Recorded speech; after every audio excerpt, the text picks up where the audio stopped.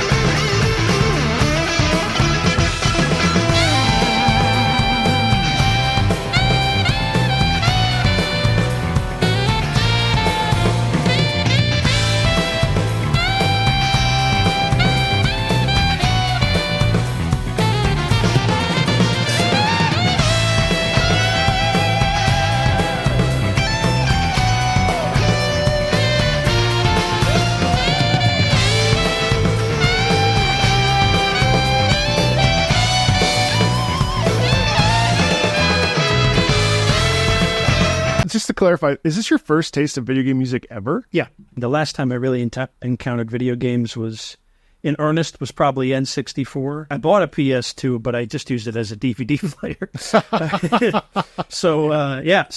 that's great. And so what year did you say that was from? Was it 96? 96. Okay, that was vintage 90. I could see like credits rolling, from either like a sitcom or like Saturday Night Live even. It had that vibe to it. I love that was played by an actual. I know a lot of times they use synth or MIDI. That was clearly played. I like that was actually played. It's the type of sound that you would probably hear in saxophone in rock and roll and fusion and stuff like that, where that wouldn't be considered like a straight ahead jazz sound. David Sanborn, for instance, who played alto saxophone, which I believe that was, and it has this real kind of like punch to it. It's got a lot of color to it, but there's some edge. It was a well built solo. The nice thing about that track is that generally speaking, the chord progression he was playing over was actually quite simple. Sometimes it was only 2 chords, and that leaves you a lot of room where you're not having to worry about playing within a whole bunch of really intricate changes, but you've got a lot of freedom. Hence why the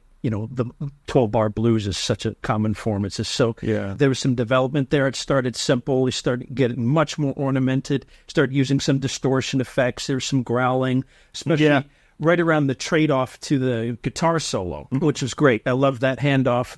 The guitar solo was great. And then when it came back, they both joined in a much more ornamented way. So I thought like it was paced out in a really thought out way. The piece is certainly really interesting, and I think it's fun because this is actually from a fighting game.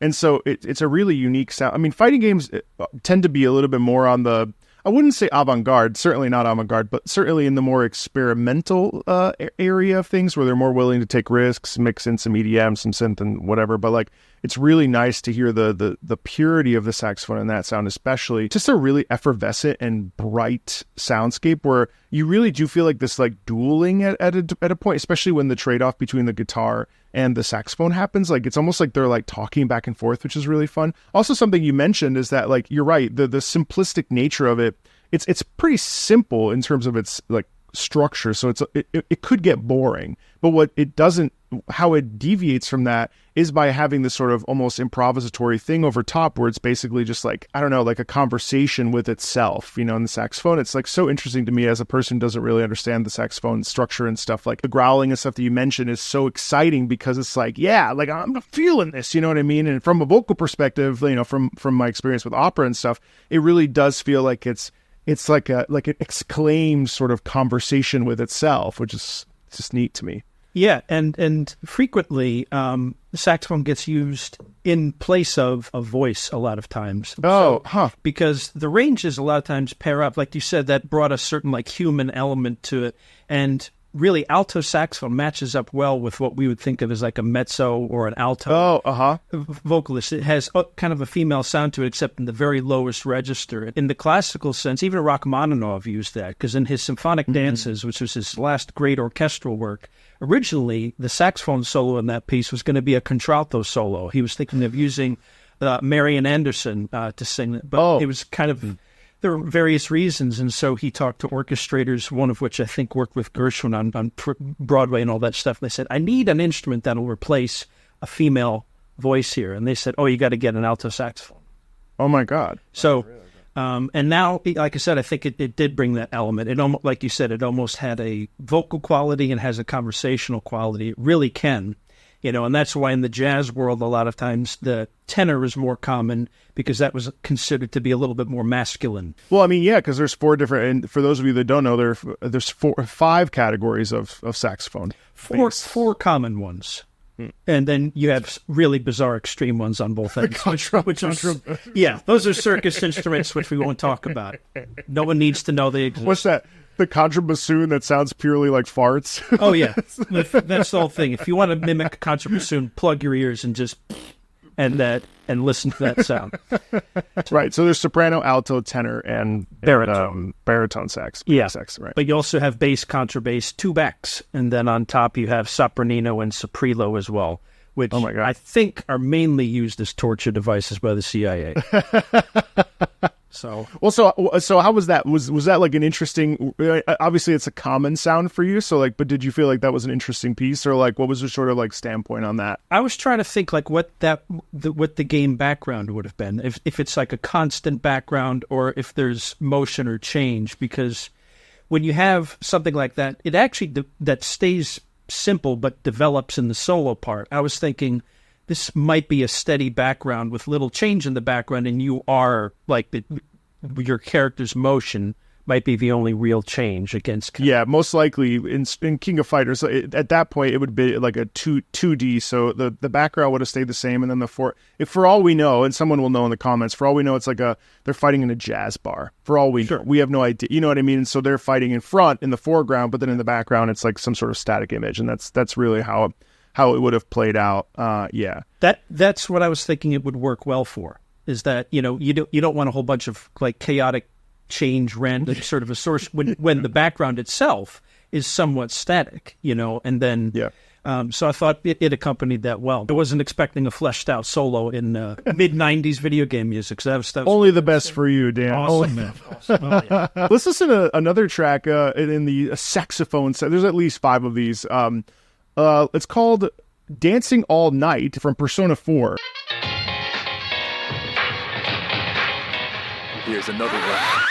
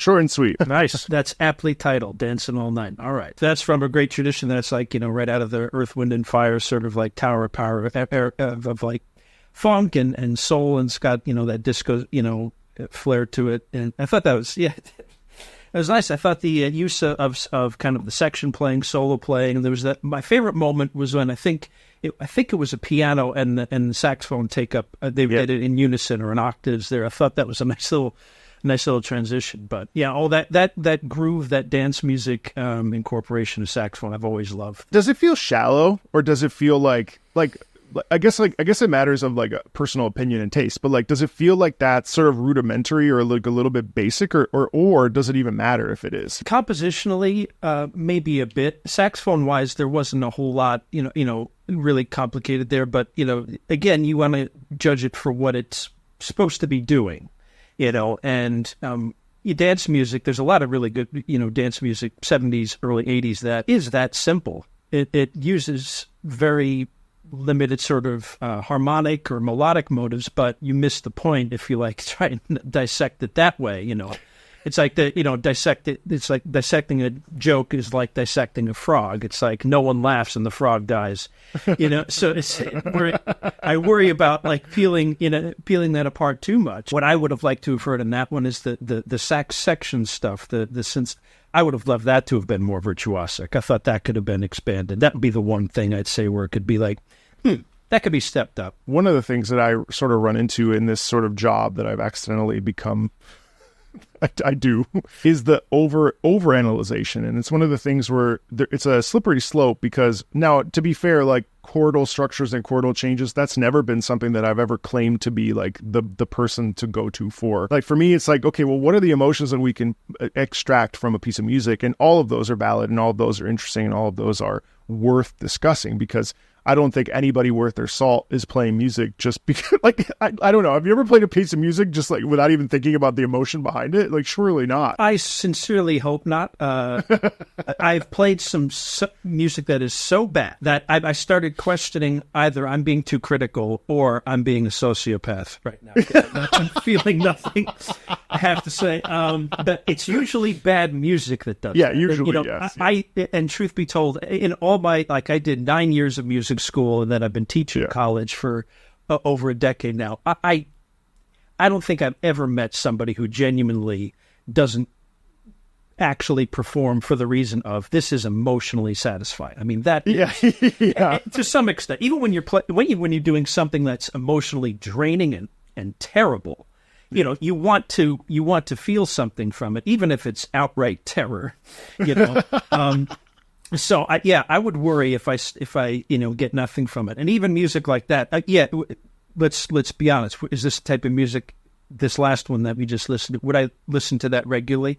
No. But even then, on this 2.5 minute sort of sample, I mean, you're still experiencing what the person intended, I would say. Truth be told, I like going the route of overanalyzing and then taking a back step. I think that's better than just being non-critical and just not caring or not knowing what's going on. I think it's better to go a bit too far, come back, and then put it in context. It's an interesting thing. I mean, it really is an interesting thing about like how you choose to analyze something and like what it means to analyze something and what the benefit or is there a benefit or a hindrance to overanalyzing it? And I've kind of changed my tune on this as you listen to more and more music and more types of music, and you also listen to more recordings of the same music. All of us can do that. We can pick apart one performance and say, why do I like this one better than this one? Right. But then you take that human step back, and I say human and critic because it gives you a sense of what I think of critics. You take that step back, and then you think, oh, okay, I still really enjoy this one as well. It's just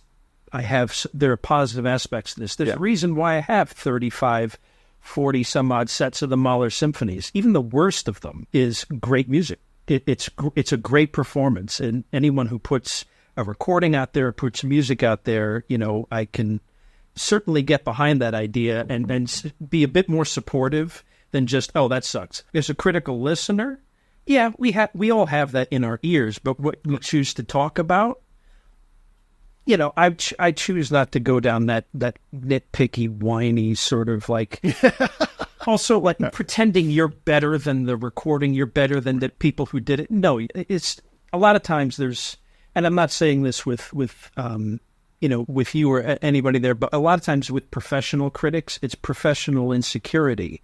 They were musicians who it didn't work out for them, and as a result, they just choose to make people's lives miserable. Yeah. And they can write really snarkily.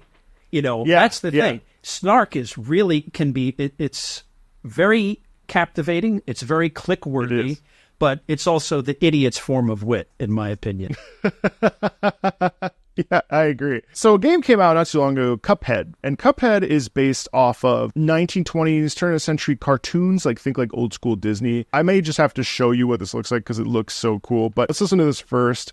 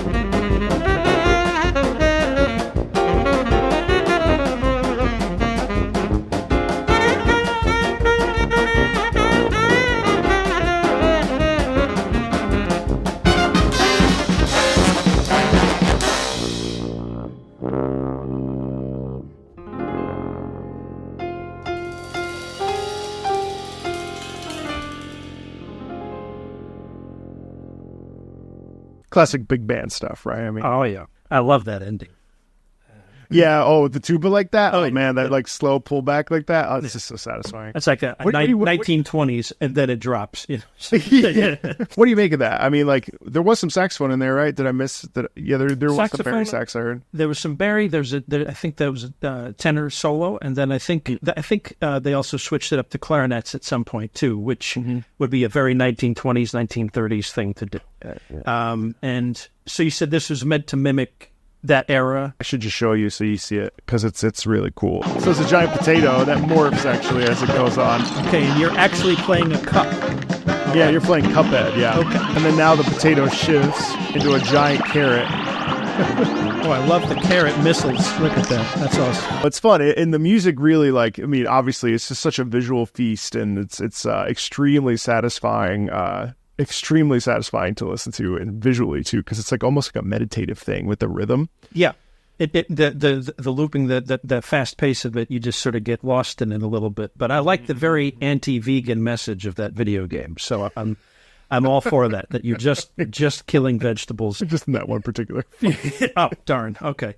Well, anyway, I mean, like I said, the of that era, I tell you what, that's still some of the most virtuosic writing for saxophone sections were dance bands of that era and whatnot. And so what you hear is that group of 4 or 5 moving in perfect unison and doing these really fast, because essentially in a jazz band or a dance band, the sax section kind of takes the role that's in orchestras the strings have. So we're usually the most active thing going on, and then you have trumpets and trombones kind of doing what brass section and what woodwind sections might normally do. And there's some crossover, but all the really ornamented lines, that's all given to the saxophone section in music of this era. And so you hear all that motion there, which is great.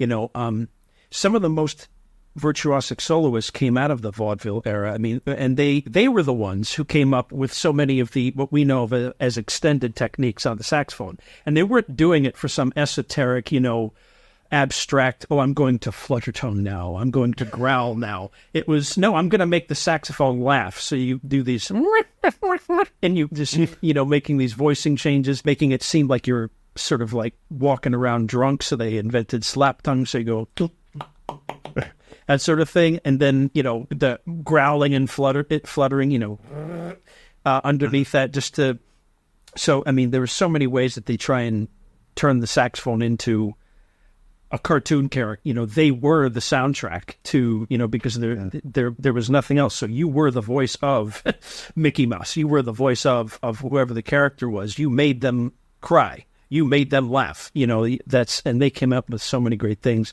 Rudy Wiedoeft is a good player to know there, because it's 1930s recording qualities, but you listen to it and you think, damn, that is some pretty impressive stuff. And also super fast articulating too. We all hear saxophones of this era every New Year's Eve, because the minute the ball drops and then they play, it's always Guy Lombardo. And if you want to hear, it's the most impressive vibrato you'll hear in your life. Forget Pavarotti, forget Domingo, forget all these people. It's 4 or 5 saxophonists vibratoing in unison, and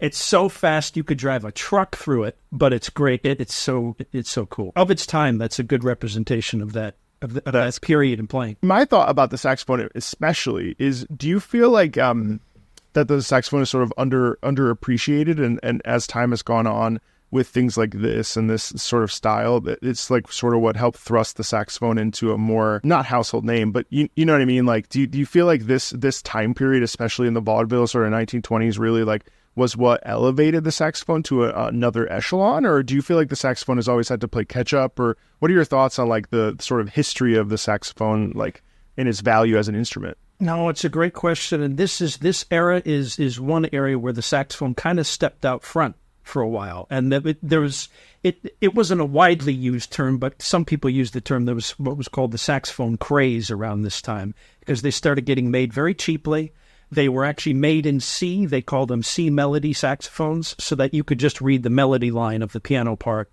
And so you could just play off of that. And so during this time, 20s, 30s vaudeville era, I mean, it was a time when the saxophone found a voice that it didn't have, because, like I said, it was invented to be a classical instrument, but it was invented in 1840. That's quite late. That seems forever ago, Yeah. but for classical musicians, that's quite recent. It got taught for a little while in Paris by its inventor, Adolphe Sax, and then there was a gap right up until touring bands like the Sousa bands, the Gilmore bands, these touring bands would use it and feature saxophone in the saxophone sections. And then as dance bands and jazz bands became a thing, it really found its voice there. And it became, I think, kind of like the quintessential jazz, early bebop, cool sort of instrument. I mean, and thanks to the names that a lot of people know of, like Lester Young, Charlie Parker, and these folks, each of whom had their own isms, had their own sound. But it's in the classical world, it's always had to play a good bit of catch-up, just because when you don't have a seat in the orchestra, regular classical listeners are going to see and hear you, unless it's on a chamber series or anything. That's just what my sax quartet does. It's this era where it starts really becoming the sexy instrument. Not to be vulgar, but Phil Woods, who's a great jazz alto saxophonist, said that, when you hear a saxophone in a movie soundtrack, someone's either getting fucked or killed. And he's exactly right. The saxophone in a lot of places was banned because it was considered a promiscuous instrument, Really? Yeah. And so various people, some extremely nefarious, some not as nefarious, but just misguided, have said that it was either an instrument of insert racial remark here. It was an instrument of moral corruption, or it was, that sort of thing. And after, that era was over and jazz became really its own thing, a very individualized thing as bebop progressed, and then you get cool jazz and all that. The saxophone was integral to every single genre that came after in the world of jazz. And then nowadays, straight-ahead jazz is actually less common than fusion. Most people who get jazz degrees now are graduating and then performing in the type of group that they would say is a fusion of of jazz plus two or three other genres, which is great. Jazz plus folk, jazz or and indie and rock or anything like that. This is one area where the saxophone stepped out front, but it took a while, as you can see. I mean, invented in 1840. It took about 80 to 90 years before people were regularly taking it seriously. And and even then, in a genre that a lot of people didn't want taken seriously. Well, and that leads to my next question about that. Like, where do you see, especially as a saxophone instructor and professor, like where is saxophone now? I mean, certainly. So it's funny because even in video game music, I really don't hear saxophone used very frequently. If we're talking like even jazz, like some of the ones that I found, I had to actively look for video game music with saxophone in order to find some things. And a lot of these things, I think the newest one I'm about to play for you now is, that came out last year, but I mean, that was just in a trailer, you know what I mean? So it's sort of interesting, like where is the saxophone headed and where is the saxophone now in the year 2024? Like everything else, the popularity waxes and wanes as genres change a little bit. My instructor at Michigan was Professor Donald Sinta. I named my sax quartet after him. We're the Sinta Quartet. He was asked during your lifetime who the most influential saxophonist was, and his response was Lisa Simpson from The Simpsons. And I thought that was absolutely brilliant, even though it's a cartoon character. Obviously, no other performer out there did as much to get the saxophone heard and seen as this cartoon. And so during the mid to late 90s and early 2000s, the number of saxophone students in band went up, and it was the Lisa Simpson effect, just because everyone saw that. And also the fact that it was a young girl playing it. It was, frequently was considered like a, whatever you want to call it, a masculine instrument, all that baloney. But to see a cartoon fictionalized young girl playing the saxophone, that did so much good for the instrument. It was incredible. And then, that show's not so popular anymore. But, back in the 80s when smooth jazz was very much a thing, it was the instrument of smooth jazz because that music is supposed to be sexy. You're going to have some sort of really sultry saxophone playing going on. And that's also the era of Kenny G killing it as a pop saxophonist. Yeah. Which is, you might want to bemoan it, but it's like kind of amazing what Kenny G was able to do. I'm not jealous of his playing. I'm jealous of his bank account. But, I tell you what, the thing is that we talked about overanalyzing some things. Yeah. And I think a lot of people do that with him, is that they say, well, he's not a jazz saxophonist. Yeah. He's not. Well, fair enough. But okay, neither am I. He was a genre unto himself. People thought that he made some bad choices otherwise, but I have nothing really bad to say, because again, he got soprano saxophone out there to tens of millions of people, if not more. But then, now that's sagged a little bit. So it tends to be this sort of ride. Right now, what I think saxophone is at least in the commercial sense, we're spice. We're a nice additive. It's rarely a common thing in every single tune that a group might do or band might do. But when they want something a little bit extra, they pop that in there. Even in movie soundtracks, that tends to be the case as well. When it's the minute you need something like really sultry or something really extreme, or if they're going for kind of any sort of hints of jazz, saxophone will be there. I think the best and most recent use of that would have been like The Incredibles. Soundtrack to that used brass and saxophone. Great. So I think right now the short answer to your question is that the saxophone's place now in 2024 for commercial and popular music, it's kind of a garnish. It's kind of a spice to usually pre-established groups. It's usually used in fusion. And in the classical sense, we're still very much kind of like the classical instrument chameleon. We're called upon to sound like everything, to sound like strings, sound like clarinet, sound like voice, sound like string quartet, all that stuff.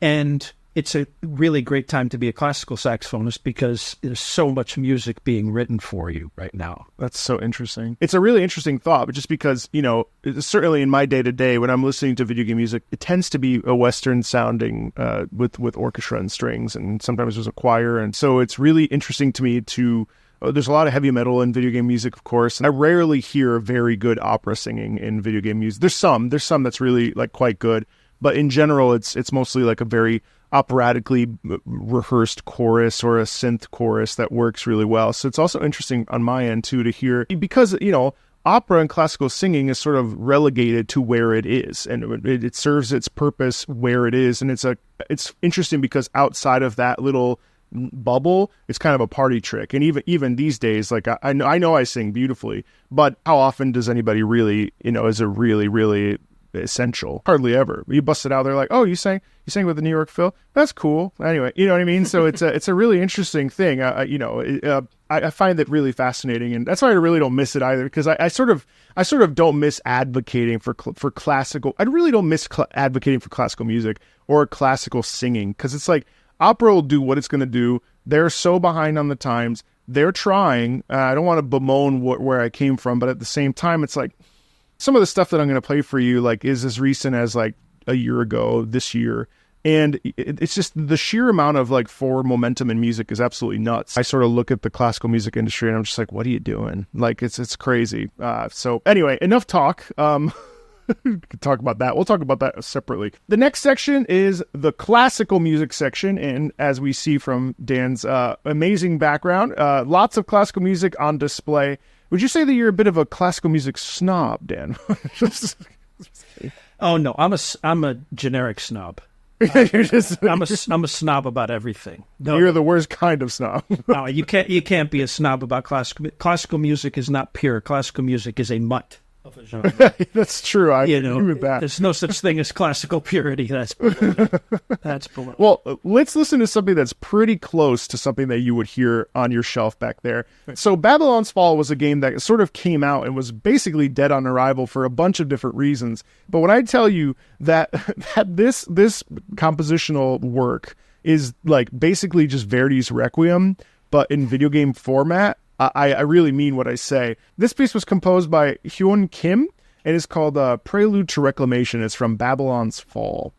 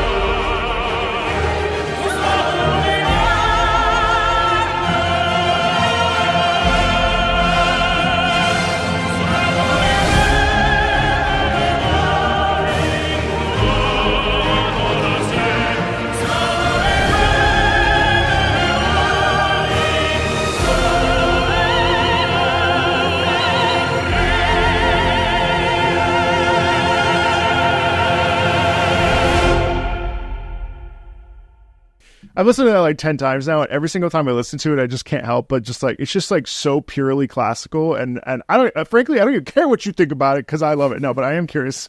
Well, I figured you would, because that's a great tenor part. That's a great tenor part. Yeah, I was going to say, I want to hear your recording of this at some point. Yeah, no, I think that kind of like the prelude you gave was absolutely right. It's kind of like Verdi Requiem meets Two Steps from Hell, in my opinion. Because it's kind of got that pacing that you have in like trailer music, but it's got that operatic element. And in fact, I was thinking, because I think I heard it was a children's chorus in there at some point. It sounds like it, yeah. Yeah. And so that made it seem like very much sacred music, or sort of older sacred music there. It was paced out nicely. You started with this rhythmic chant. It seemed somewhat primal to start with, or at least like ritual. That sort of, it sort of had that religious ritual sort of thing. The introduction of the solo voice, then the children's chorus, and then started dialing up the range. So now the chorus was in a higher tessitura, then so was the soloist. And then I thought after he hits that climactic note, the pull away after that, and then having the solo voice do the chant towards the end, I thought was a nice sort of cyclical feature to it. I mean, that's clearly a very well thought out, constructed. And I mean, I guess I shouldn't be surprised, because I've heard my share of film music in my time, but that video game music has progressed to this depth, I should say, of construction even it's great to know. I've never even heard of this. And also, in terms of this series and being useful as a guest, I hope, on your show, is that if this is the sort of thing that people enjoy and they want to think of, all right, well, what classical music would be adjacent to this that you could enjoy? Like you mentioned the Verdi Requiem, I would go right there. And in heck, that's an hour and a half long piece. Don't listen to the whole thing. Go right to the Dies Irae and the Tuba Mirum. All right, listen to the world end. Just listen to the world end, okay? And you even get that in like a bit of Mozart Requiem too, as well, in that same spot. Yeah, I could see why you would connect with this so well with your experience in opera, because it was very operatically constructed. That's how you build a climactic scene. That's how you build a captivating aria. That's how you build up to literally the high note. It has everything of that short scene of the big moment in Puccini.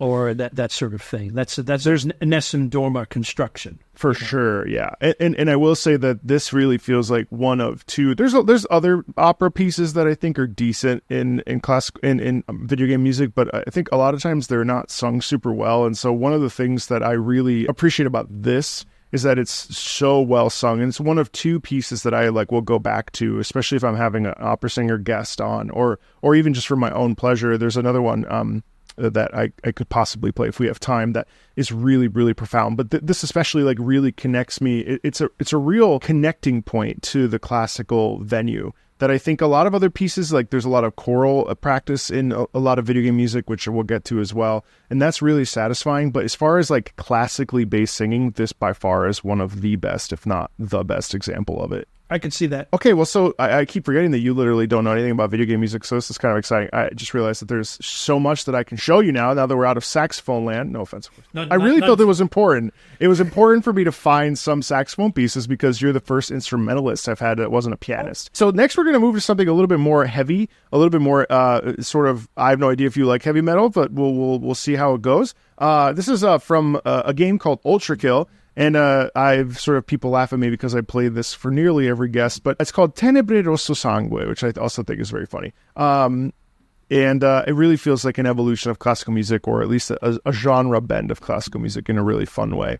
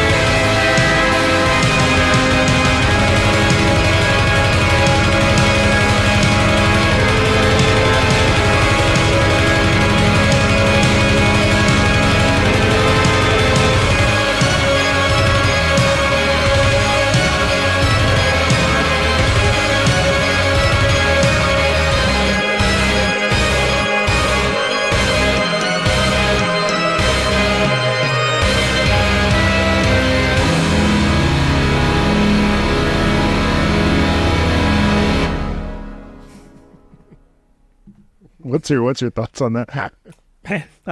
Yeah, if Phantom of the Opera was more of a metalhead, I guess. I mean, that's Bach's Toccata in Fugue, filtered through, Disturbed or Metallica or something like that. Obviously, it uses some of those motives from Toccata in Fugue in D minor, which is one of the most well-known classical pieces. But I thought that especially the use of the drums, the percussion throughout, for me, made the texture more interesting because it's gripping. It's somewhat relentless. As a result, you can kind of...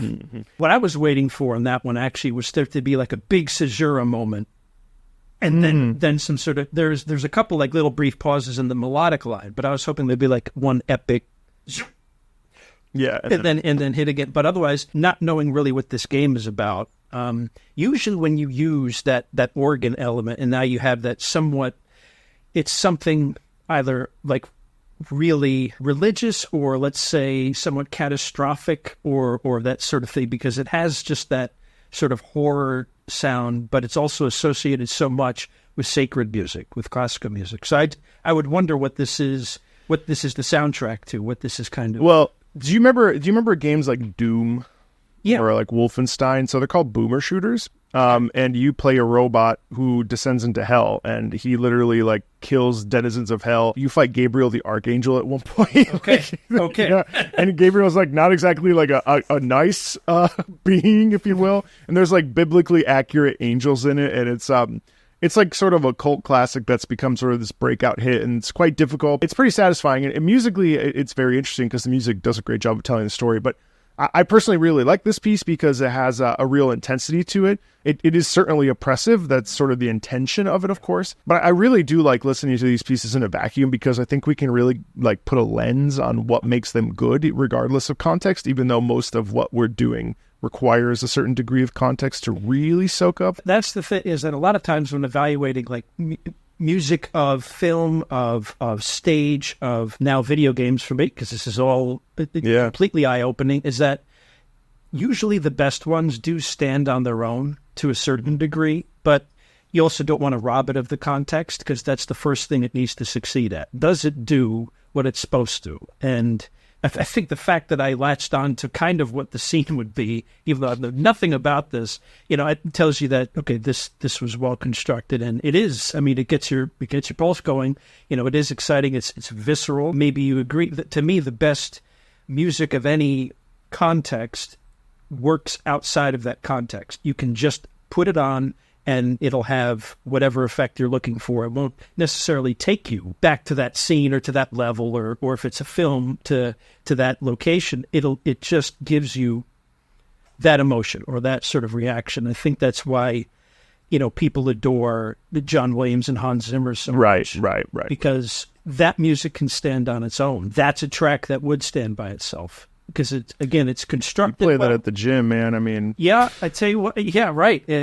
When that would come on instantly, you might throw the weights right through the roof. So I like that. There's a bit of a tradition, I'm no expert on this, and I'm sure people can comment and clarify and be much more specific about this. But a lot of people who are into heavy metal really do know their classical music, because they go searching for it because it's similar in scope. Metal is usually about really visceral, big things, catastrophic things sometimes. It's expressed on a huge canvas. Sometimes classical and opera is the nearest thing to that. And so there's a lot of really great crossover between, metalheads and people who are absolutely passionate about certain types of classical music. I think one of my favorite CDs I ever bought was Metallica did a concert with the San Francisco Symphony, and they recorded it on a double CD called S&M. They just did an anniversary recording of that, too. It's one of my favorite recordings, and the composer Michael Kamen, who's written a lot of good film music, he wrote the Robin Hood, Prince of Thieves, which is a great score, and he wrote for X-Men movies and various others, but he wrote these ridiculously virtuosic, just sort of orchestral surroundings to Metallica tunes. And they did it, and they mic'd up the orchestra like crazy because it's Metallica, so it's got to be ear-shattering. And that was one of the better, like, side-by-sides of those two genres that I've seen. But the use of organ there, like I said, the changing of the drum texture especially, I thought was that, because my only, like, The reason sometimes I don't like music of this type is that if it's just intense and loud for 3 minutes, after about 10 seconds, it's not intense or loud to me anymore. And it just becomes noise, right? Yeah. Right. Yeah. Intensity needs to have some sort of change of texture if it's going to work and stay at that volume. And I think for me, it was the drums, the drum track that did it there. But that's a really great use of the organ, use of some Bach tropes in there as well. Yeah. I thought that was. Can I play you another one that has some ebbs and flows that I think you might find pretty interesting? Let's do it. This is The Only Thing They Fear Is You, from Doom. So you know the concept of Doom, I would assume. Yeah, and the only thing they fear is you is what I get on my student evaluations. Mick Gordon is the composer, and it's got some really neat ebbs and flows that I think really make it stand out. That I think you may also really like.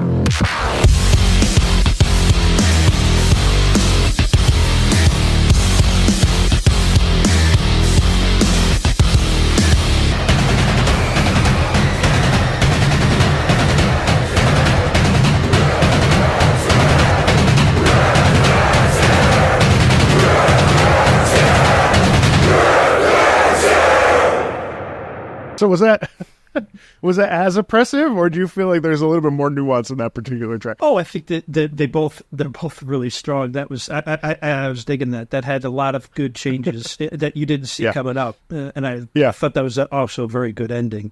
as well, where it's just that relentless drumming comes in. Again, I'll ask, what's the kind of scene for that? Essentially, in Doom Eternal, I'm pretty sure this is when you're launching down for the first time and you're like on a spaceship. I don't actually know. Comments, let me know below for Dan, if Dan reads the comments, what is happening. Really, this is really the theme of like, we aren't afraid of them, they're afraid of you, basically. And that's sort of the like emphasis there, is that, when you're fighting all this hellspawn, this is sort of the soundtrack that exists in your brain as you go down to earth and you are going to destroy the demon hordes and things, It seems like a lot of video game music, or at least high-level soundtracks, are for games of conflict.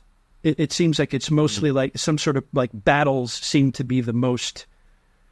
In a lot of the stuff that we've been doing here is what's really well scored. I wonder if like in other video game types, it's just like easy background music, but then for music that has these epic battles in it, they think, okay, well, we need a big soundtrack to this. I mean, almost always I'll play, actually, that's a really good segue, but in 1 second, I'll play you some slower conflict music.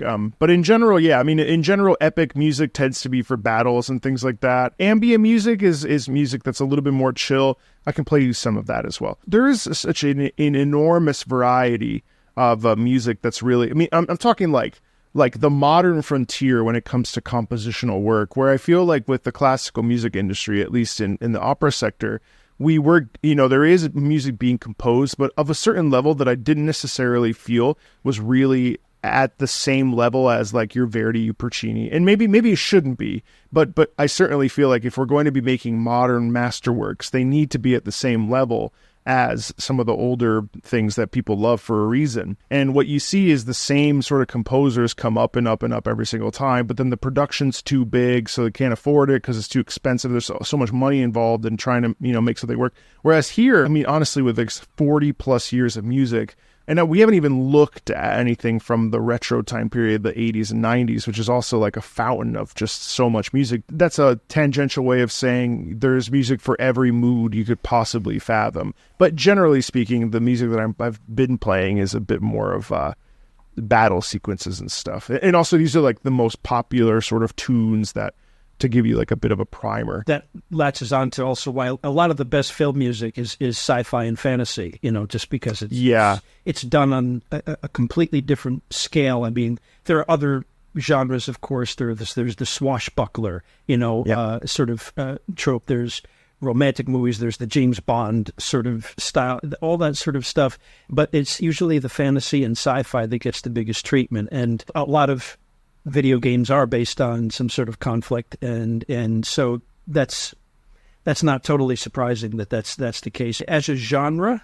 it kind of demands that you step up your game when it comes to the soundtrack to it. Not just, usually that's when they have the best effects, that's sound effects and visual effects, but also if you're going to do it, it's got to be right. A lot of times with scoring certain films, you can get away with kind of a half-ass soundtrack, and it really won't affect the film too much. I think what you were saying about opera and classical music is exactly right. Is that when you play a new piece of music, you want that composer to try and put themselves at that vaunted level of the greats. Not to everyone feels intimidated by the greats that came before. It's like, how can I write an opera after Puccini and Wagner? I mean, what's left to say?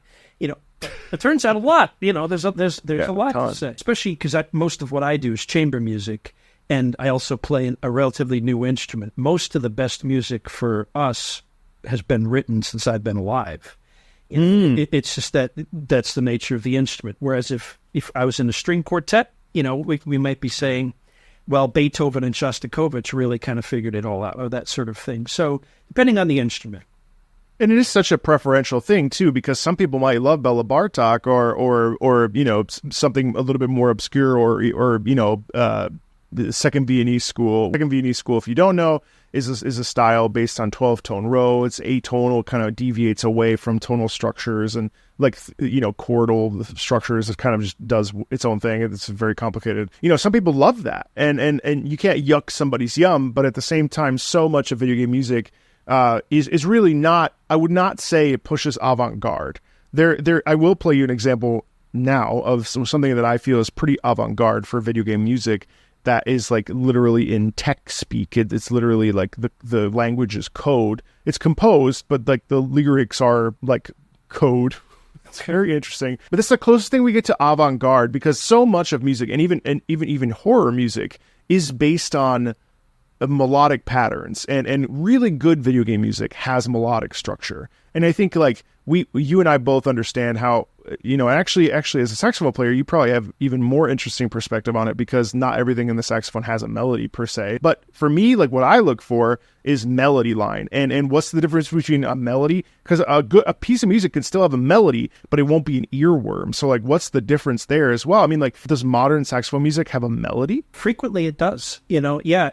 But if you asked that question maybe in like the 60s or 70s, the answer would have been no. And the thing about it is that you have this back in the 50s, 60s, that we had what was called modernism, which was really kind of, it took from the Second Viennese school that you mentioned, but the whole point was, all right, this is something apart from all the greats that came before us. This is something different, and we're writing this deliberately to be different, period. And then, like any school of whatever, then you have a reaction to that, which is called postmodernism, which is one of those terms where it's just, seriously, guys, postmodernism sounds a little neoclassical. I do all that baloney. But it's like, it sounds apocalyptic too. It's like postmodern. So there's been a horrible accident, but the thing about it is that postmodern music tends to be very tonal and a lot of times melodic. The difference is that, with a genre like minimalism. So if you listen to Steve Reich or Philip Glass, that sort of music, a lot of times the groove is the melody.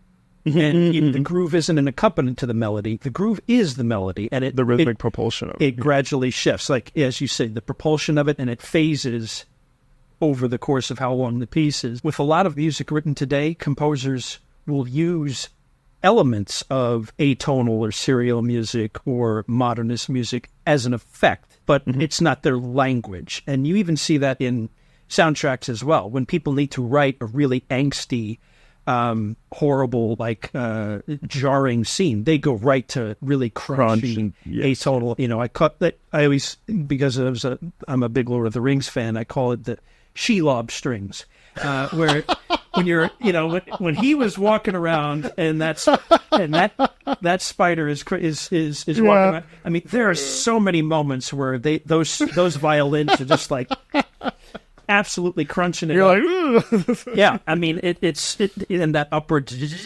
And the Shelob strings are a favorite of mine. But I think these days people tend to be less orthodox about what school they're a part of. I am this genre. Most people don't want to be labeled, number one. And number two, they want to use all the tools that are there. So they might write a piece that has no melody. They might write a piece that has 3 melodies going on at once. Or they might write a groove piece where the groove is the melody. Well, and it's so interesting, too, because we do get this thing where we will mix and match things. There was a piece, actually, I heard yesterday that I'm going to play for you that is borrowing from another composer's, like, 8-bit soundscape. It's Final Fantasy XIV, which is the big MMO, massive multiplayer online. You play with millions upon millions of people play it. And you do these things called trials and dungeons. And one particular trial, which was the end of this final 10-year journey called Endwalker. We're starting a new one in a couple weeks called Dawn Trail. It might be out by the time this video releases. So also spoilers for those of you that haven't finished Endwalker, don't skip to the next track. It'll borrow, and it's interesting because it'll use dissonance, but then it also has a tonal quality. It's like the most experimental stuff because it uses a soundscape from the 8-bit time period with Super NES and Nintendo and all that, PlayStation, back in the days. And then it will take modern orchestration, and then it will take what we're just talking about with dissonance, and then it'll add electronic parts to it. It's freaking wild. This is Zeramis, Phase 1 from Final Fantasy IV, the final battle, but it's also in Final Fantasy XIV Endwalker.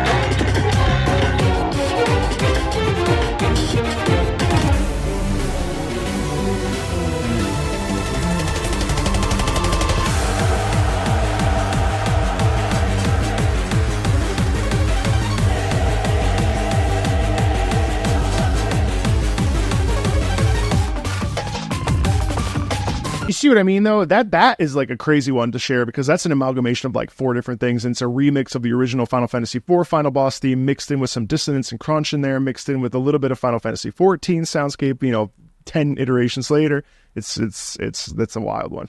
Yeah, I was gonna ask you, not knowing like the Final Fantasy themes are really like what came before, how much of a pastiche that was, because it seems like a lot of things were thrown. A lot of pastiche. Final Fantasy XIV is basically like a world where you as a player live in, and essentially you experience different iterations of Final Fantasy games over the last 20, 30 years, really 30 years, and they're all sort of combined. Probably not the best track to play like for a new person that's never heard any of this music before, but I also think that it's interesting to see like how Rossini did it all the time. He would take a piece from, and literally in that case, he would just change the lyrics, which is hilarious. For what's that opera? I think it's like La Gazza Ladra or something. It was a French opera that then he just changed the lyrics to Italian, but everything is the same. That's the ultimate form of ego, when you have to quote yourself to do it. That sort of thing. When composers re-quote themselves in other operas, they do it all the time. So but when you have, because you said it was Final Fantasy XIV, was like, okay, well, there's an opportunity to do a lot of, especially when you have a really devoted fan base who know all the themes, and there's an opportunity to call from a whole lot of stuff, and look at that, that was interesting, or do dramatically, but also, as they did in this track, kind of with a sense of humor. I think it was kind of tongue in cheek, some of the way some of that was thrown in, and that capacity, you find that in all the great. We could talk about almost like Wagnerian, and I know that in its scope, yes. In scope, and also those were probably fully fleshed out melodies, but I imagine, just because it's so used in film music, that leitmotif and motives are kind of a thing. Huge component. I figured as much, because these days that's the construction, and sometimes you can overdo it, I think, in terms of just, there's something on the screen, let's make that sound happen or that whatnot. Yes. But with the series, I've been aware of Final Fantasy even though I don't think I've ever played it. That's been around almost as long as I've been alive. So it's so when something has that long of a following, it's kind of like writing for that, to me, would be like writing for like a Star Wars or a Lord of the Rings sort of thing. 1,000,000%. Because you have a devoted fan base, but you I just went to a concert in Carnegie Hall. It's packed to the brim with the music from, it's called Distant Worlds, and it's music from Final Fantasy. And they just did, the set list was like once in a lifetime set list. And it had like full organ, like a 20-minute organ concerto called Dancing Mad that we don't have time. I so badly was thinking about playing it for you, because it's like hearing it on the original soundscape with the sound card with the SNES, Super Nintendo, and then hearing it live. I was like, this is fucking sick, because it's using like prog rock, like drum set in the back while playing like a toccata. Yeah. And then you've got a choir, and it's crazy. There's almost too much, I love this series so much, but every time I get done, I'm like, I could have played this and I could have played that. And like Greg Wanamaker, we just did a 3-hour session, and he's coming back on this later this week to do another 3-hour session. And I'm like, I got to play him I already played him some stuff that I was really happy with, but now it's like, okay, now I got to play him 30 more things. And, Greg is such a, really intellectual and really appreciates music. So he will dissect. So I'm like, all right, I'm going to bring him these 40-minute pieces that I know that he's just going to sit there and analyze. Anyway, all that to say, let's keep going. We still have a little bit of time, so I want to make sure that we cram as much in here. One of my favorite games is Monster Hunter, and Monster Hunter is exactly what it sounds like. You go there, you kill the monsters. The monsters all have their own unique themes, character themes, different themes like that. You hear the characterization of the monster in the music. One track in particular that I feel is really important to play is Proof of a Hero. Proof of a Hero is the anthem of the hunters, us, the player characters. This is one of my personal favorites. It's from Monster Hunter Double X.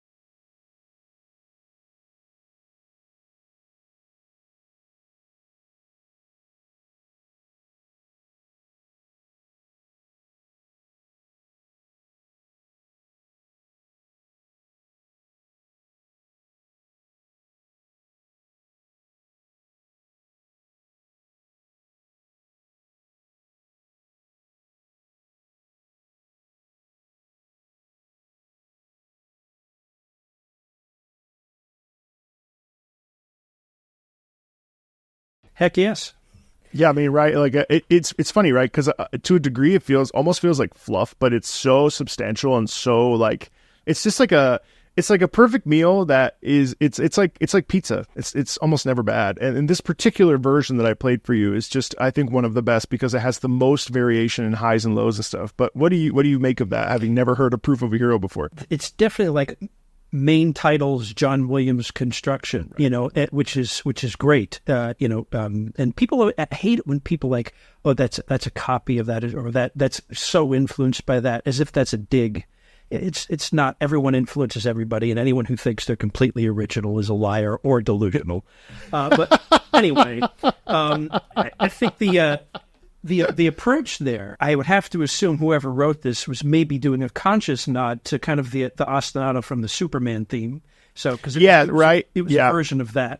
I thought that was nicely placed. You had puts the melody in the horns, and then it goes to the trumpets. A lot of times, John does the reverse. A lot of times, it starts in the trumpets, and then the second time it's in the horns. Especially like the B section, where the texture changes, and you get that. Right now, you get kind of the melody goes in a different direction, and again, that's kind of a Williams thing, where this is something that.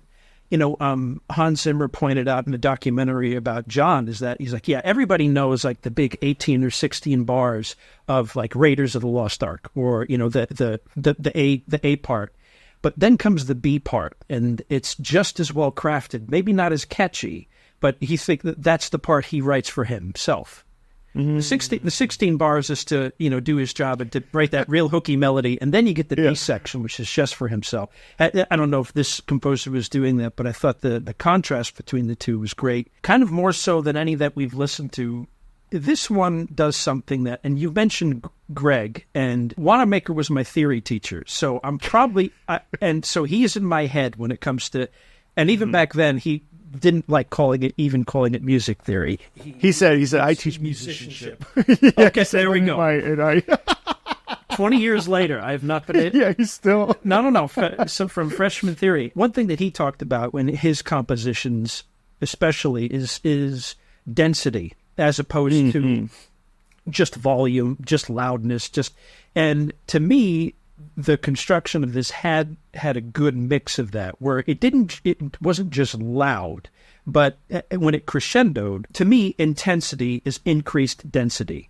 That's kind of how I would pair those two, and that had a bit of that sort of shape to it, because you had the build up to the theme, which is big, and then you have the denouement into the B section, really total contrast. And then you get the ostinato again, it kicks up, and then it builds to the end. And I thought that was really well done. For your viewers and listeners there, I mean, my favorite classical music crescendo, let's call it, is the very last section of Mahler 8.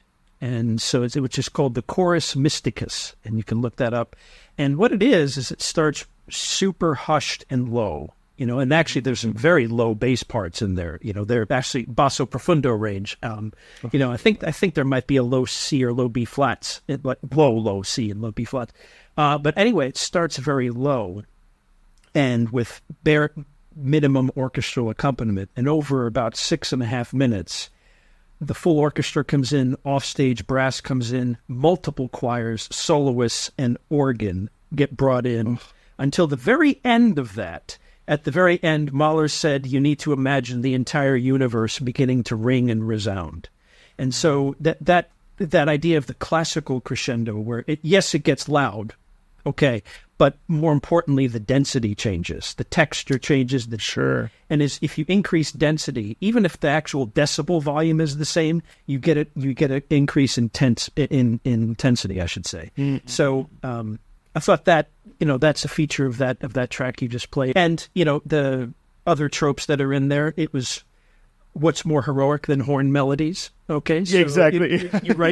You're writing for a hero, you write for French horn. And you also write open intervals for French horn. So you bum, bum, bum. So it's either a fourth or a fifth or whatnot. That works. That's great stuff. And, And if you want to hear kind of like a ridiculous use of French horn, those of you who know classical music, you know that Haydn is the kind of like the father of a lot of forms, you know, the string quartet, the trios, but also kind of not thought of as the father of the symphony, you know, wrote over 100 of them. He wrote one, I think it's 31. It's called the Horn Signal.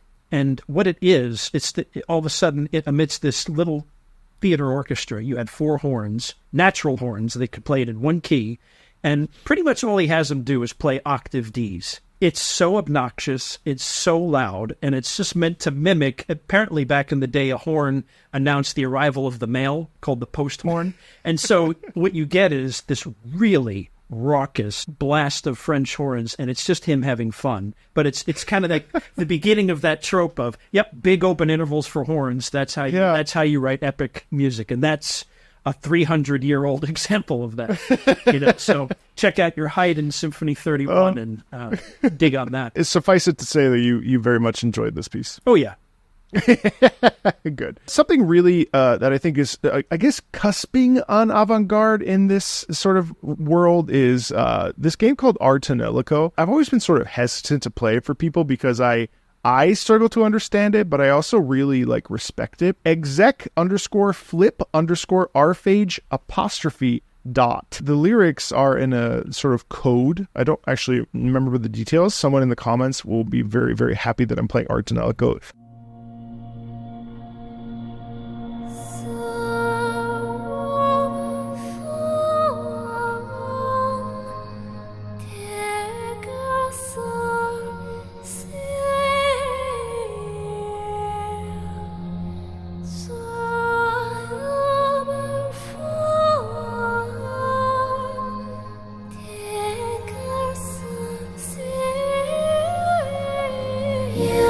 Object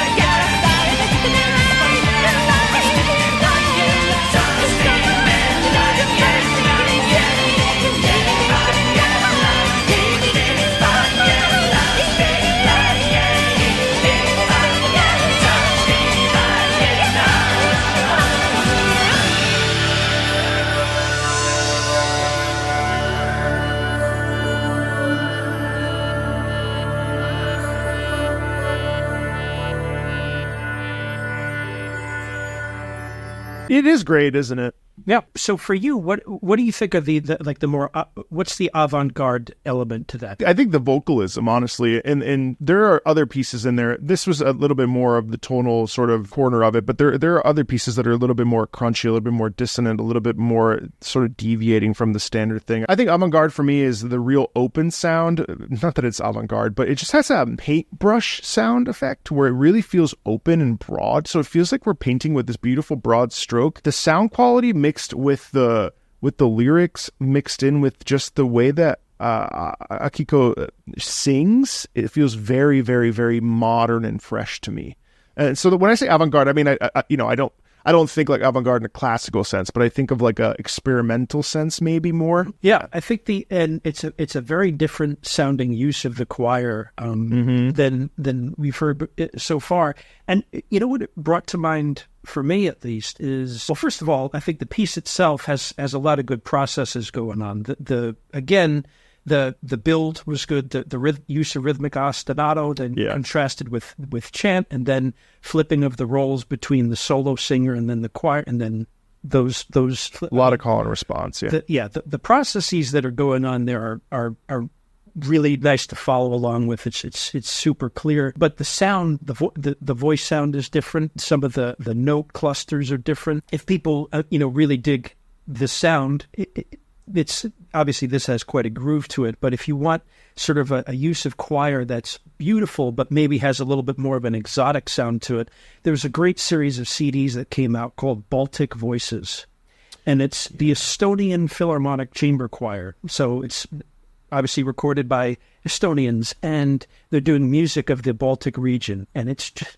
it's just unlike any other choral sound that there is, and it's beautiful in this really dynamic way. And I sort of got that this had a hint of a non-Western use of choir. The point was to actually have a unique aesthetic, not even just to be dissonant, but just to have a really what we know of as a choral sound. Yeah. It wouldn't be like a Mozartian choral or a Bach choral sound, and a little bit of a folk element to it as well. I thought you could hear some of that, especially the rhythmic use of it as kind of like a traditional music choir. And I thought that when the fiddle came in and it started kind of like with this interesting. Like it almost sounded like it was going to be bluegrass, and then it sounded like a little bit. It sounded like whoever was playing got possessed by the spirit of Paganini, and then just went apeshit after that. But I thought that was great. And this is a thing in classical music too, that this is more of a process piece, and there are a lot of processes going on, and it's thought out in a mathematical way, or it's thought out, but that can still be just as beautiful. I'd be curious to hear more from this person, which I will definitely look up, that maybe is less groove-based and maybe a little bit kind of there's alien torque. Yeah. I was afraid of it for a long time just because it sort of like was a little bit jarring, but the more that I've listened to it, it kind of like anything. Like, I mean, I remember I hated Benjamin Britten when I first sat down with it to listen to like The Rape of Lucretia or Peter Grimes. I was like, I can't. And then as I listened more, I was like, wow, this is actually fascinatingly interesting and diverse. And again, I mean, I don't really think that there's anything truly in video game music that is, and I'm going to eat my words, but that's truly avant-garde, unless that there's a real fitting reason for it in the context. But I find that these pieces, as I've listened to them more, I actually tend to really, really, really appreciate them for what they are and what they're trying to do. With certain music, it takes multiple listenings. It takes also... Yes. Sometimes it also takes time away from it. You heard it, you had, okay, I didn't get that. I don't, or it didn't connect with you. You have some time away, and then you come back to it and you think, it could be the piece, it could be your own personal change of what you're looking for, or it just could be that there is just some music you ain't gonna like first run through, or at least you'll be neutral to. Let's put it that way. Truth be told, I was that way almost with all opera. The pacing of opera, a lot of times, I couldn't get into just because it was it's high emotion, then just dull as ditch water. And then, if we're honest, and maybe you'll disagree, but that's fine. Most plots to operas are actually kind of stupid. Oh, no. They're so stupid. They're so simple. It's the most mundane crap. You just like, my God, get over it. And it's just like move past it. And so I was thinking about it that way too much. And truth be told, there's a lot of classical music that I guess I should like more that I really don't like. I'll listen to a Bach cantata every once in a while, but truth be told, to me, it's not that pleasant to just put on, a Bach cantata and just listen to them for a while. It's really not. Some of them are standout, but Sure. So some music takes time. I could easily, like you said, Britain. Peter Grimes. I mean, I don't know who could get that on their first listening. I mean, you would have to have just to know everything that's going on there in such a dense score like that, and Wozzeck and oh my God, Wozzeck. I mean, and they're supposed to you're supposed to live with it for a while. It's not completely demonstrative. There's an internal element to it. I think as a society we're very prone to very quickly, if I don't like something once, I don't want to waste my time. But the truth is that in general, music especially, in order for it to really reach you and to really allow you, sometimes you may not even like a piece of music until 10 years later because of where you are in your life. And I think this idea that we need to sort of like either it's a banger and we love it right away. Also, multiple listenings are so vitally important to really processing why a feeling is. There's a common problem sometimes with my job is that like when I'll listen to something, it's usually a reaction. So it's a first pass. Like I'm considering going back and re-listening to a bunch of stuff. And then the problem is I also have to do with like how will it perform and like, but for me, which I'm going to do it anyway, because I enjoy doing it for me, going back and re-listening to things and really deep diving is way more interesting than a first pass. Because a first pass is sort of, and then it's like, what do you think? And it's like, I mean, I guess I'm doing that with you, but, but at the same time though, like, it's like, well, the initial reaction is important, but actually it's more interesting when you've listened to it 5, 6, 7 times or, forced yourself to. But some people are like, well, why would you force yourself to do that? I can see both sides, but yeah. And some of it's like that, but that's kind of like the paradox of this medium is that I looked at your channel and like you do a lot of reaction videos, but you're putting those out there on your channel and a lot of people are going to view your first reaction multiple times, so they're gonna hear the piece of Bach, and they're gonna have your reaction with that, and they'll process it in that way. But I think that there is merit in that, especially with music that is meant to accompany something so clear as a level in a video game, or like a certain character or a boss or whatever. There is merit in that because it's supposed to accomplish a goal. It's supposed to be attached to that specific thing. And if we can't even get into that, then it's worth reacting to. But also if it's, well, I don't know why they were going for that, but it's actually much better as this, it could be used, it could be used this way. The other kind of popular example I'll give where I having given a second listen to, and I gave it a lot more, is almost the entirety of everything Hans Zimmer has ever written, and it's for the opposite reason. Because I was oversimplifying it when I listened to it. Because it's easy to do that. When you listen to Danny Elfman's Batman. Yeah, I mean Hans Zimmer's Batman. And then you think, well, his melody's now just... it's a minor third is now a melody. Freaking Wanamaker made the same example. My God, you two are the same. Oh, no. Plot. Oh, God. He literally did the same example. Oh, I'm kidding. We should all age so well. We should all age so well. But the thing about it is that I would like his melodies, but I wouldn't hear much more to it than that. Yeah. But the way he uses an orchestra is quite a bit different. Is that he uses a string section like a guitar. They're doing rhythm, and that's when you hear those ostinatos, and then you're hearing that's the influence of he has of course a rock and roll background. Or commercial background, I should say. And so when you use a string section like that and then put his very simple melodies over that, it's got this almost like trance effect to it, which I wasn't allowing because I was thinking, oh, come on, write a better melody than that, or that sort of thing, or that's just... Yeah. So coming back to it, I thought, oh, that's actually an interesting construction. There are things going on there because the ostinato is doing the melody in ostinato fashion. Then you have the melodic statement in the brass or whatever over that. Better or worse than John Williams? I don't know, but it's different.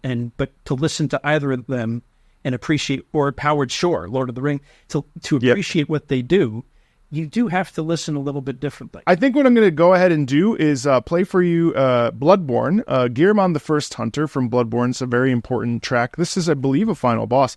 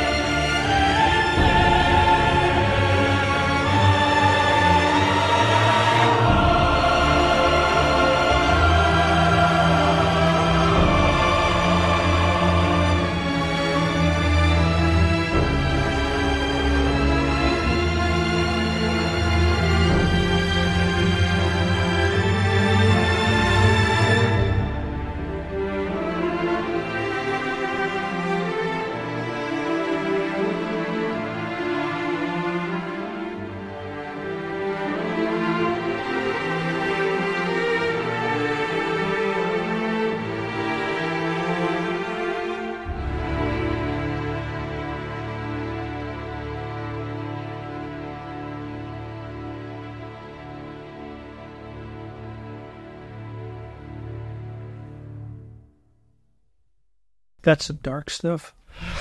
Yeah, it's not with a name like Bloodborne. I mean, yeah, certainly in this particular moment, you are fighting essentially against your mentor, who is this old hunter who has been in a wheelchair the whole time, and he sits up and he has a giant scythe, and he's like, basically the process. It's just like a cyclical thing where my Bloodborne lore is a little bit flimsy these days, but it's a very hard game, and you go. It's a very think H.P. Lovecraft sort of vibes.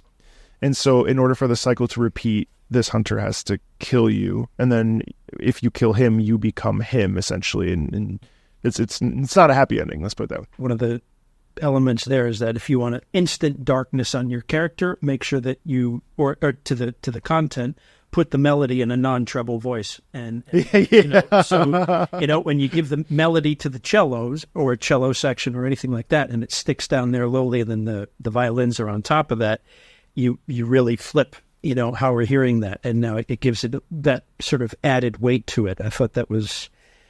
It's kind of like a Wagner prelude, a Wagner overture, and the pacing of the strings, how dense the strings were. I mean, it was.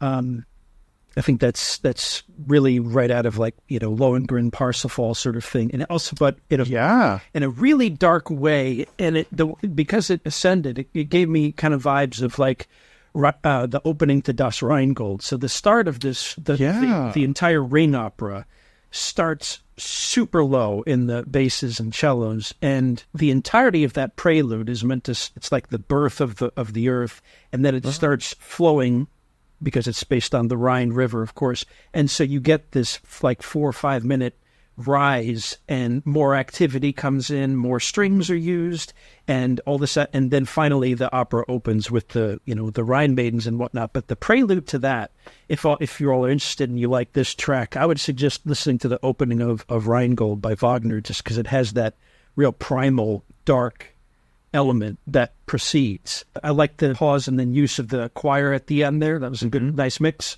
Obvious vibes of kind of Karl Orff a little bit, 1,000,000%. There are only so many ways to make something sound super dark and apocalyptic, and I think Carmina Burana kind of did a lot of that. It did all of it in one go, didn't it? Yeah, it's too good. He was too good. Yeah, it really is too good. Yeah, and but I thought this obviously had its own voice. I mean, and I really like how well constructed it is. It seems like that's that character's theme. I would wager this composer probably is very distinct with, every character you fight in these games has their own individual theme. Right. And a lot of times, at least in the old days, now there's a game called Elden Ring, which was co-produced. The story was written in part with George R. R. Martin, and Elden Ring swept the world 2 years ago. Every character in these games that you fight has a theme, and usually there used to be, in Bloodborne, there was no music in between the fights. So the fights are the cornerstone of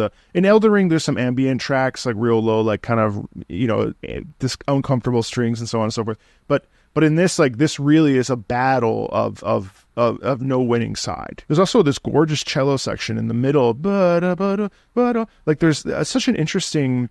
Yeah, it's almost like asking questions, and it's very evocative. Yeah, and it's drawn out tension with very little release of the tension. It happens. Yeah, but it's longer scale tension before the release, and that balance of the two in something that's intended to be as this is quite important, because if it's just always symmetrical tension then release tension, then it's easy to get bored with that. But when you draw out the dissonance and sometimes leave something unresolved and then move on, contrast, and then maybe resolve it later, that pacing of tension and release is one that you want to get right when you're trying to evoke a specific place or a character. The other thing I'm impressed by with some of this stuff is that when writing for a game, even for a specific character that you encounter only in a fight, this is music that has to be looped quite a bit. And I wonder how that consideration, I don't have an answer, but I wonder how that consideration of, all right, I'm going to construct this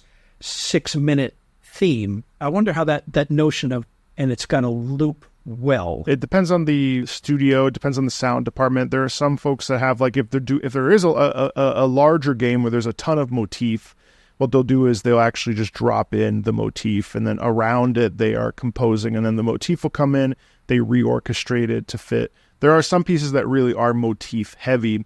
The next track that we're going to listen to, and the penultimate track we're going to listen to from Ace Combat Zero. This is at this point, anybody that watches this knows that I must include some Ace Combat track. I discovered that I am actually obsessed with playing games. Ace Combat is essentially a game, the series about the deification of fighter pilots and fighting in these fighter jets.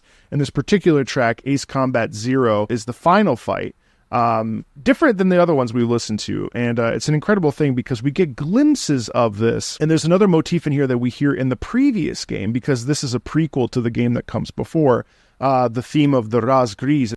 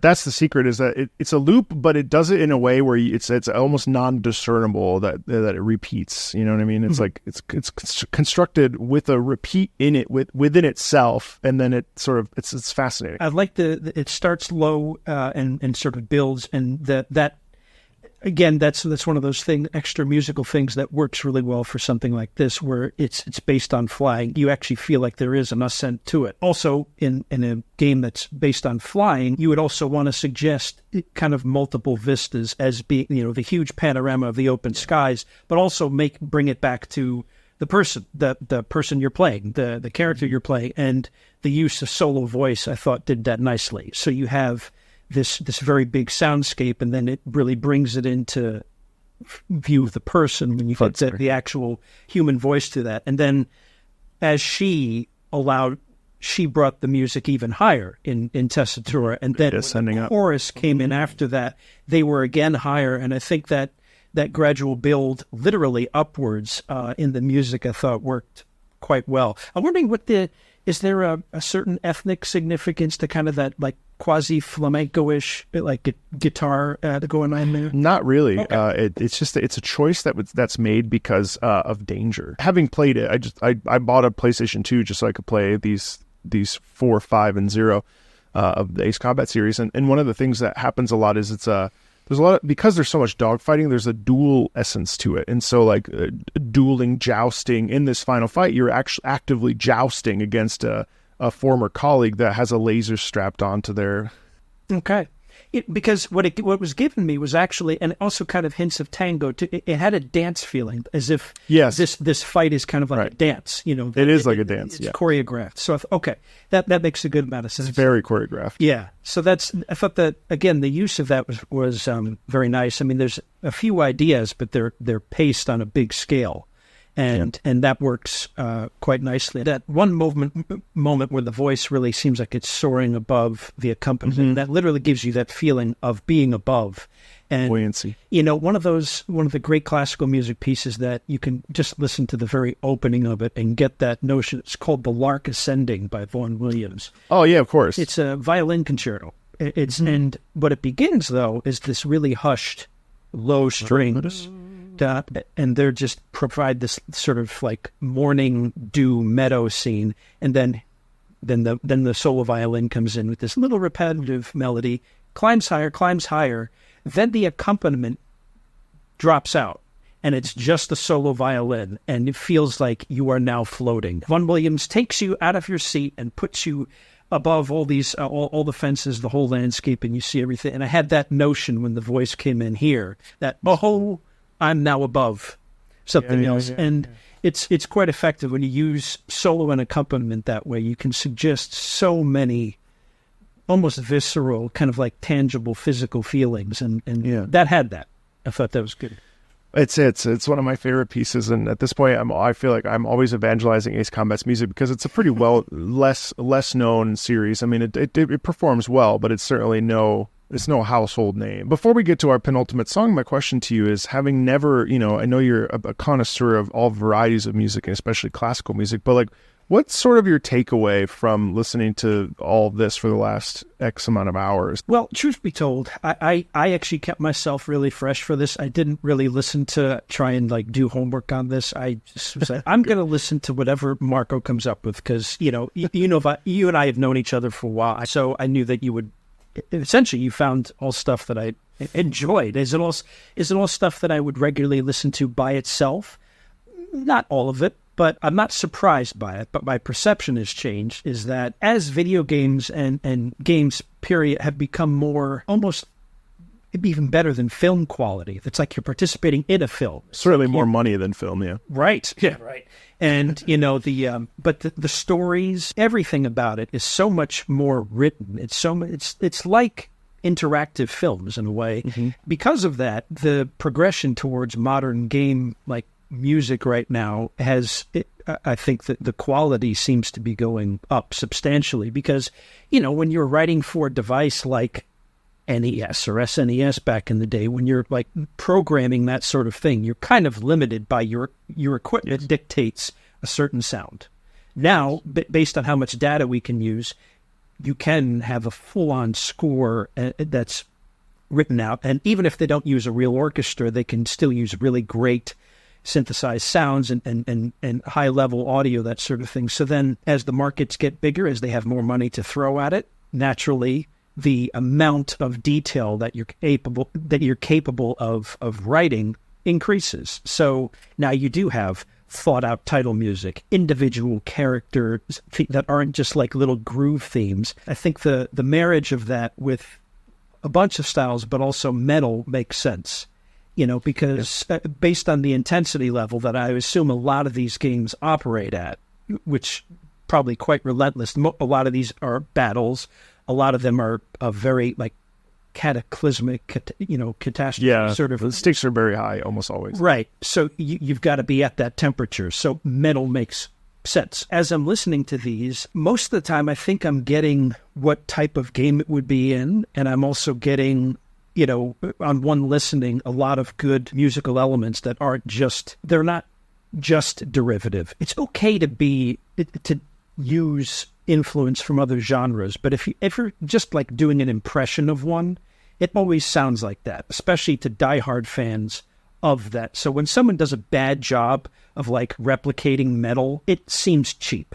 When people do a bad job of replicating, you name it, John Williams, Hans Zimmer, or whatnot, it just sounds like not a good version of that. But finding that middle ground of making it individual, you're making it suited perfectly to the scene, and it's also just really good music to listen to. I think most of these have really accomplished that. Put it this way, but the one thing I could take away is that I like the direction it's going in. Kind of like classical composers now. They're not beholden to just one style. Exactly.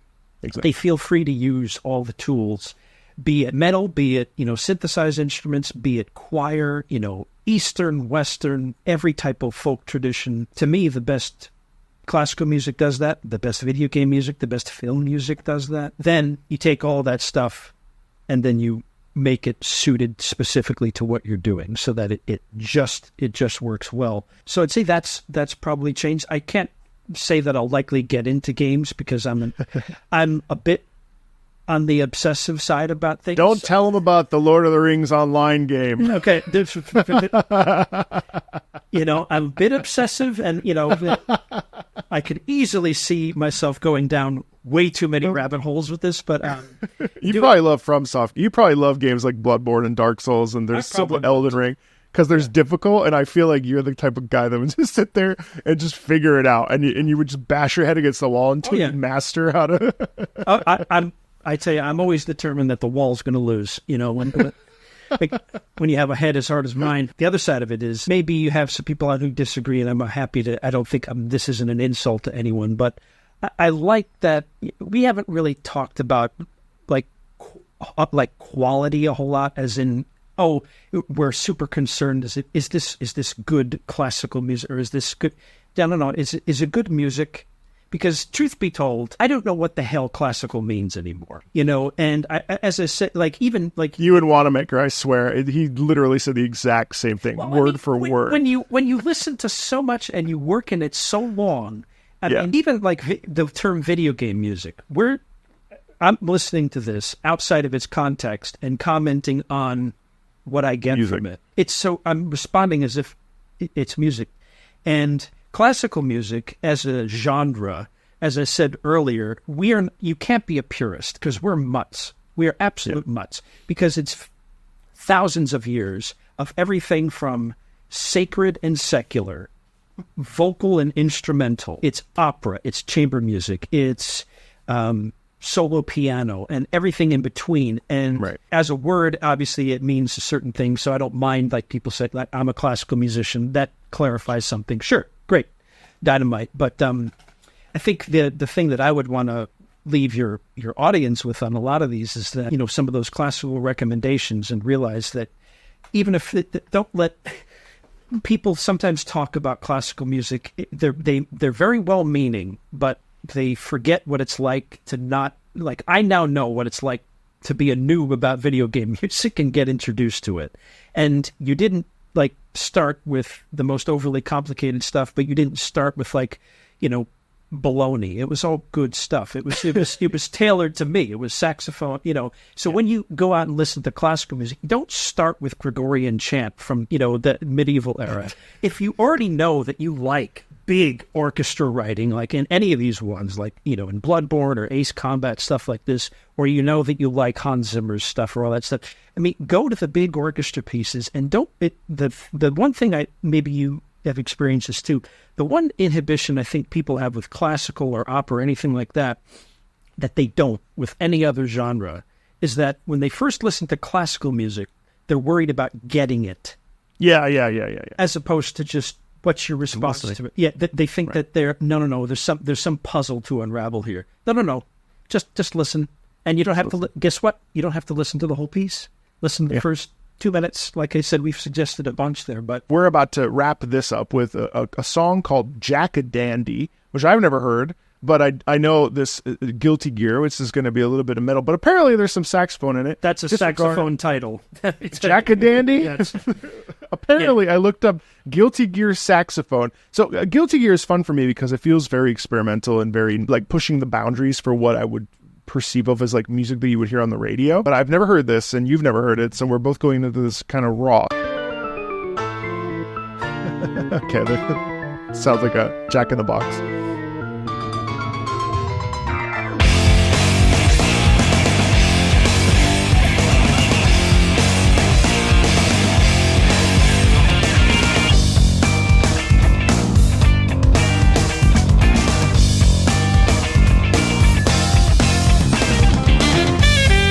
Hey!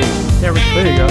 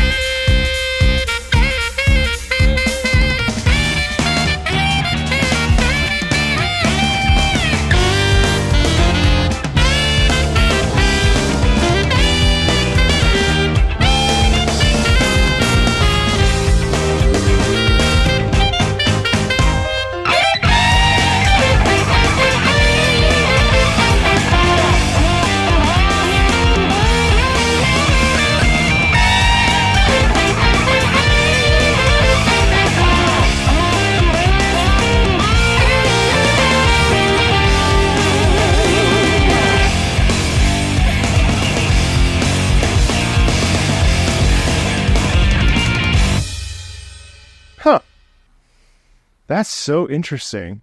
What's your initial impression of that? And then I'll give my initial impression too. First of all, even though the relatively simple melodic idea, the solo developed nicely. It wasn't the same each day. And there was a nice melodic development, and that use of saxophone and guitar in octaves or unison, that always works well in that sort of thing. There's a jazz tradition of that. There's a funk tradition of that.